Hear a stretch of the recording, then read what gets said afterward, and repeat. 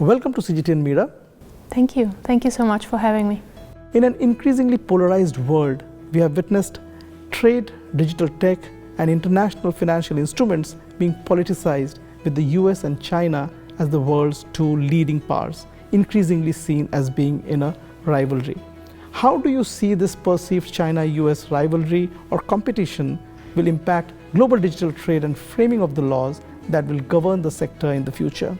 We do have this competing interests and a sort of a contestation across stakeholders that, of course, would like to be at the forefront of digital innovation, digital growth.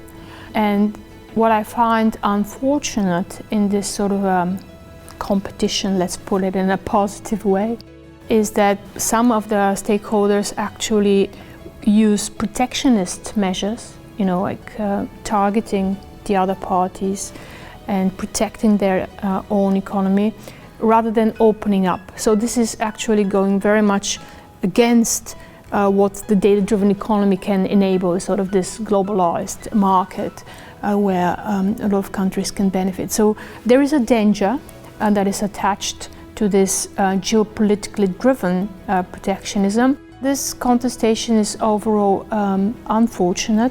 What is interesting, however, is that despite this sort of geopolitical contestation, we see clearly that there is at least some convergence across treaties. So because countries recognize how important it is and the global digital economy, they do still enter into certain cooperation, at least partially, and of course not of hard law nature. So we see very, sort of cross currents and currents. It's not all going into one direction. It's quite a complex environment, legally speaking, as well as geopolitically speaking.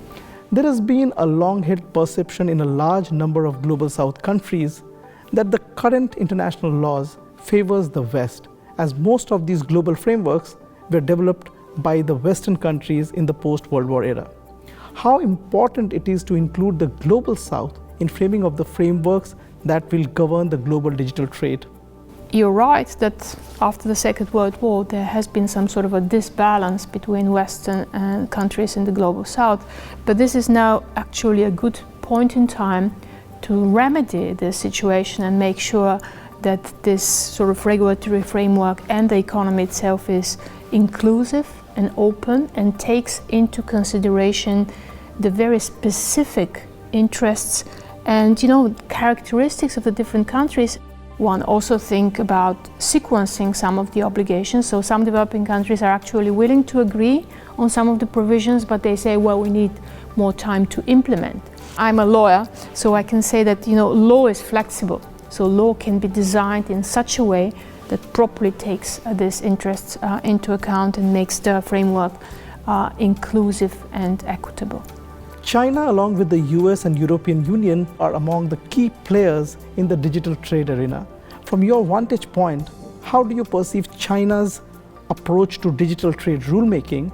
And are there specific aspects of China's legal and regulatory framework that are noteworthy in the global context? It should be mentioned that the landscape of digital trade rulemaking is highly dynamic. So a lot of countries are participating, and this in a very proactive manner.